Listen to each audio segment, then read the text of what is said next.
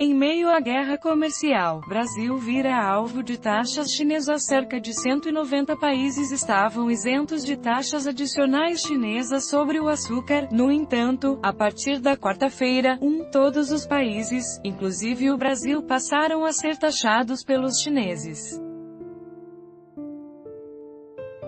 A Sputnik Brasil conversou com uma economista, que alerta que a situação ainda pode piorar no futuro com mais produtos sendo taxados. As taxas extras da China serão utilizadas sobre as importações de açúcar que estiverem fora das cotas de importação estipuladas pelo país. As cotas correspondem a um total de 1,94 milhão de toneladas do produto com uma tarifa de 15%. Qualquer importação maior do que essa passa pela cobrança de maiores tarifas. Juliana Inhas, professora de Economia da Fundação Escola de Comércio Álvares Penteado, FECAP, afirmou à Sputnik Brasil que a China apresentou com a introdução dessa medida sobre o comércio de açúcar, uma dose de protecionismo. É uma medida que hoje soa como uma medida protecionista. Ela acontece especificamente porque dentro do mercado chinês há um excesso de oferta de açúcar e de seus derivados, os derivados da cana. E por conta disso existe uma pressão muito grande para que o governo tome medidas para ajudar os produtores e os pequenos produtores locais. Então existe um certo quê de protecionismo nessa medida, sem dúvida, afirma.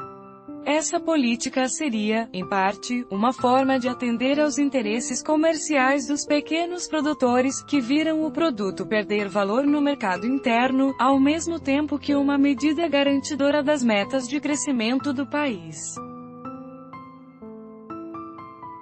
Isso está muito ligado com a tentativa da China de manter taxas de crescimento elevadas, de continuar o ritmo de crescimento muito próximo àquele que ela vinha observado no começo de 2010, 2012, afirma Inhas.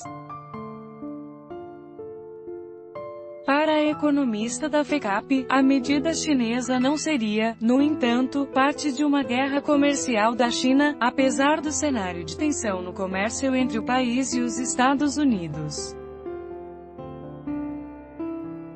Eu acho que essa medida soa muito mais como uma medida protecionista do que como uma medida que incita uma determinada guerra comercial. Mas ela coloca ainda mais pressão sobre a China nas suas medidas comerciais. Então é óbvio que ela pesa muito junto ao momento que a gente vive, onde essa guerra comercial acontece e eles de uma forma ou de outra, China e Estados Unidos, estão tentando conseguir espaços cada vez maiores nos mercados internos, ressalta Juliana Inhas, acrescentando que a medida, no entanto, põe lenha na fogueira das tensões comerciais do mundo.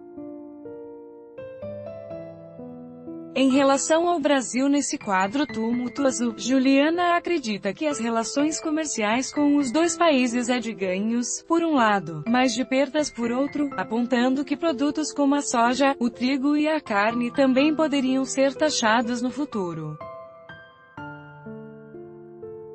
Nós ganhamos no sentido de que enquanto essa guerra comercial acontece e os dois países cortam relações entre si, eles vão precisar, é óbvio, comprar aquilo que eles compravam do outro de outros parceiros comerciais.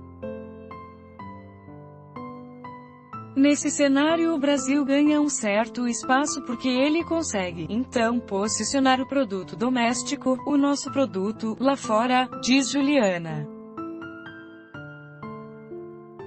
A economista acredita que apesar de haver perdas, por outro lado, a taxação fará com que o produto brasileiro chegue mais caro na outra ponta. Contudo, ela alerta que a tendência maior, ao longo do tempo, é de perdas. Em um balanço entre perdas e ganhos, ao longo do tempo nós vimos muito mais perder do que ganhar, porque se a gente está falando aí de uma guerra comercial que realmente se perpetua, os preços internacionais sobem. E esse aumento dos preços internacionais acaba pressionando uma inflação que acaba pressionando a taxa de juros externas, cada vez maiores, o que eventualmente pode comprometer a manutenção, a estabilidade da taxa de câmbio brasileira, conclui.